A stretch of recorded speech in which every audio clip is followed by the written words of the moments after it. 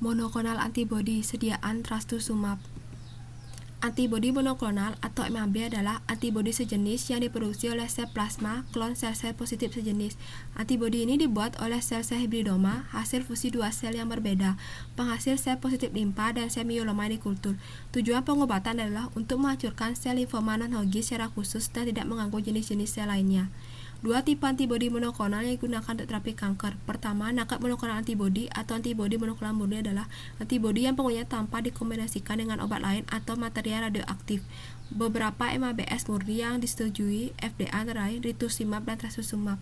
Yang kedua ada conjugated monoklonal antibodi adalah antibodi yang dikombinasikan dengan berbagai jenis obat, toksin, dan materi-materi radioaktif. Antibodi monoklonal akan berkeliling ke seluruh bagian tubuh sampai ia berhasil menemukan sel kanker yang cocok dengan antigen yang ia bawa. Contoh monoklonal antibodi sediaan trastuzumab atau Herceptin.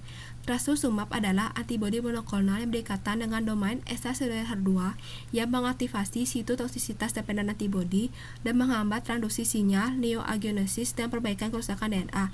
Efek samping kardiotoksisitas dengan manifestasi seperti penurunan fraksi ejeksi ventrikel kiri, asimptomatik, atau gagal jantung kognitif. Untuk kanker payudara dengan HER2 positif, selain diberikan kemoterapi, juga diberikan adjuvan anti-HER2 atau trastuzumab. Diberikan secara IV 1 minggu sekali. Awalnya diberikan dosis trastuzumab 4 mg per kilogram BB diikuti 2 mg per kilogram BB setiap 3 minggu selama 1 tahun. Mekanisme kerja: mengikat bagian ekstraseluler dari gen HER2, mencegah dimerisasi dan kaskade yang mengarah pada ekspresi faktor pertumbuhan. Ini juga menginduksi apoptosis melalui sitotoksisitas seluler yang bergantung pada antibodi. Upstream proses. Yang pertama ada host, dimulai dengan pengembangan jalur Chinese hamster ovari atau CHO yang memproduksi tinggi yang mengekspresikan protein target yang diinginkan. Meskipun teknologi rekombinan adalah alat sangat kuat untuk ekspresi bioterapeutik, keberhasilan produksi bergantung pada identifikasi jalur sel yang stabil menghasilkan titel protein yang tinggi. Bagian penting dari pengembangan biofarmasi adalah memilih sel yang tepat untuk memenuhi tujuan, memastikan produktivitas sel, stabilitas lini sel, dan kualitas produk akhir. Yang kedua ada sumber gen. Sistem ekspresi gen yang paling umum didasarkan pada dihidrofolat redutase atau DHFR dan glutamin sintase atau GS. Beberapa ribu klon harus disaring untuk menemukan klon dengan hasil tertinggi dan kualitas produk terbaik. Untuk meningkatkan pemilihan garis sel dan mengurangi garis waktu, kami mengembangkan garis sel yang stabil menggunakan sistem platform teknologi Sure dari seleksi CA. Ini didasarkan pada elemen berbasis DNA yang mengontrol organisasi dinamis kromatin di dalam semua sel mamalia. Mereka memungkinkan pelepasan lingkungan genom transgen prasyarat untuk ekspresi gen yang efisien. Mengadaptasi jalur sel inang turunan CHO KT1 ATCC yang sesuai dengan praktik manufaktur yang baik saat ini atau CGMP untuk tumbuh di media balance CD Grow A. Produk yang ditentukan secara kimiawi komersial atau CD. Upstream proses, mekanisme cloning, ekspresi gen, dan proses fermentasi. Untuk menjaga lingkungan sel tidak berubah selama prosedur, kami menggunakan media yang sama sebagai media basal untuk transfeksi, klonis sel tunggal, dan produksi. Kami menggabungkan gen yang mengkodokan HC dan LC pada penanda seleksi ke dalam vektor SureText yang mengandung SGE untuk mempertahankan transkripsi pada tingkat maksimum. Upstream proses, mekanisme cloning, ekspresi gen, dan proses fermentasi. Gambar 2 merupakan proses pengembangan garis sel yang digunakan di sini. Dengan pemilihan klon di 96 sumur dan perluasan ke plat 6 sumur dilakukan secara manual. Mekanisme cloning, ekspresi gen, dan proses fermentasi. Pada jurnal menyelesaikan beberapa langkah ekspansi tersebut tanpa pemilihan antibiotik dengan menyimpan dan menguji 10 klon yang memenuhi syarat untuk identitas sel dan untuk kontaminan mikroba endogen dan adventif atau bakteri, jamur, dan mikroplasma. Untuk menganalisis konstruksi ekspresi mereka pada tingkat asam nukleat atau stabilitas kinetik dengan reaksi berantai polimerase kuantitatif atau qPCR. Penyaringan media basal dan pengembangan strategi pakan.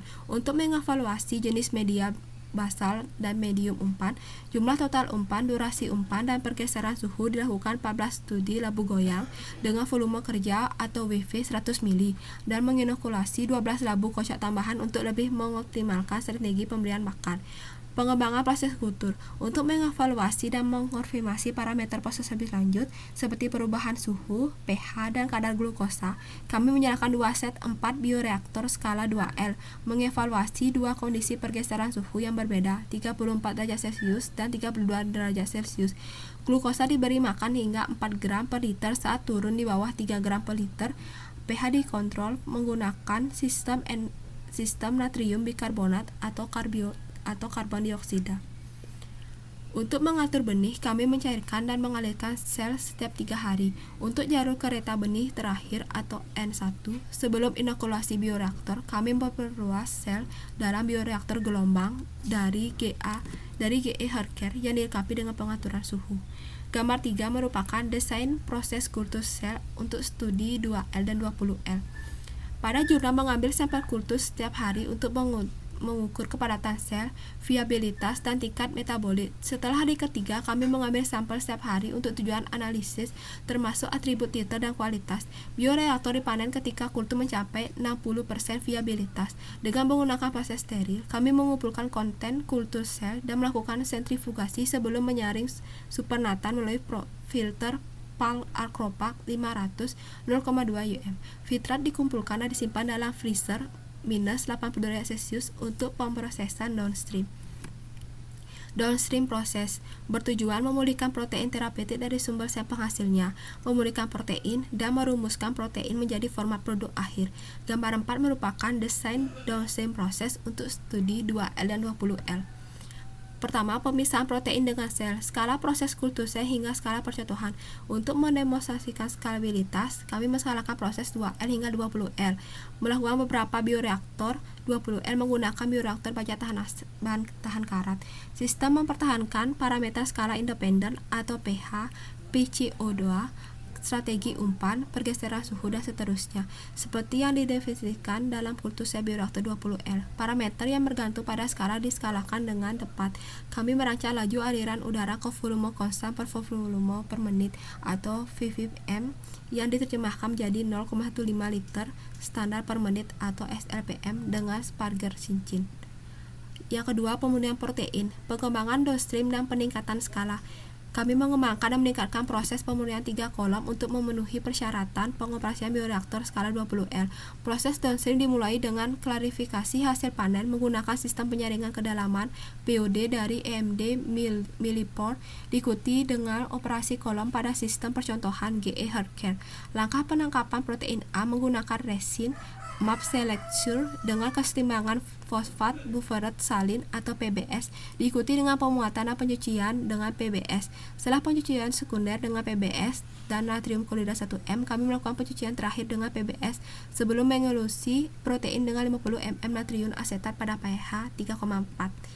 Yang ketiga adalah modifikasi protein. Setelah langkah inaktivasi virus, kami mentitrasi kolam ke pH 5,0. Selanjutnya, kromatografi pertukaran kation atau CEX dalam metode Bin-Eluth menggunakan media poros EXS dengan ekuilibrasi menggunakan natrium asetat 50 ml dilanjutkan dengan pencucian 4 CV pada pH 5,0.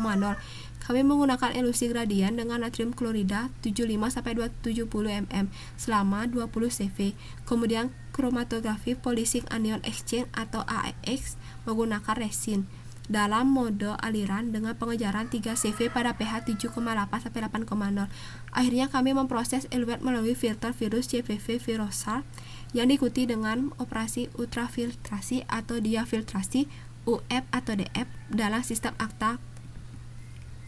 Yang terakhir ada analisis kemudian protein. Pada jurnal mengevaluasi kualitas produk menggunakan kromatografi cair kinerja tinggi, pengecualian ukuran atau SEC HPLC untuk ukuran varian, pemfokusan isoelektrik kapiler atau CIEF untuk varian muatan, dan analisis N-glikan untuk profil glikosiliasis.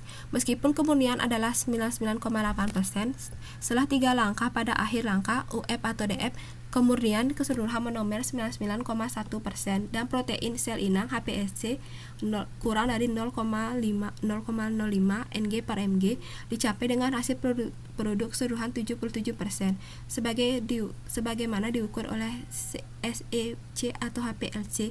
Kemudian biosimilar sebanding dengan kemurnian molekul inovator. Kesimpulan, terima kasih.